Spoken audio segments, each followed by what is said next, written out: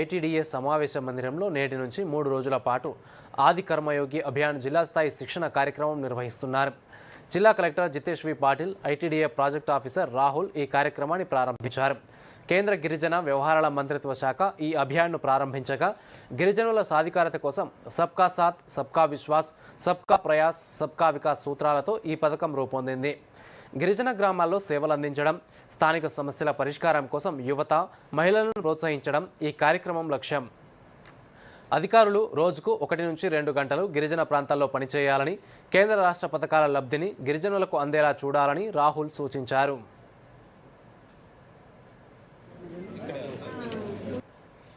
Mandal level, block level master trainers ఇవాళ వచ్చారు. మొత్తం 5 డిపార్ట్మెంట్ల నుంచి అరౌండ్ 100 మెంబర్స్ వచ్చారు.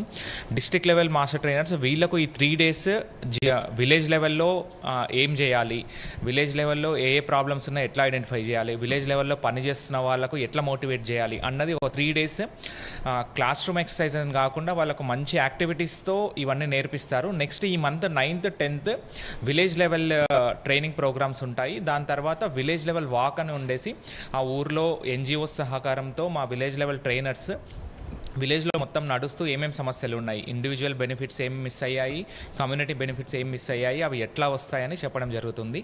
సో ఆది కర్మయోగి అంటే పనిచేస్తున్న ప్రతి గవర్నమెంట్ ఆఫీసర్ కూడా హైయెస్ట్ లెవెల్ ఆఫ్ డెడికేషన్తో ట్రైబల్ ఏరియాలో పనిచేయాలన్న ఉద్దేశంతో తెచ్చిన మంచి అభియాన్. దీన్ని మా బ్లాక్ లెవెల్ ట్రైనర్స్ కానీ, village level trainers, general public కూడా మంచి ఉద్దేశంతో తీసుకొని సమస్యలు ఏంటో తెలుసుకొని వాటి సమాధానాలకు కూడా వెతుక్కొని మనం ముందుకెళ్ళాలని ఈ ఆది కర్మయోగి అభియాన్ ద్వారా నేను కోరుతున్నాను. ధన్యవాదాలు.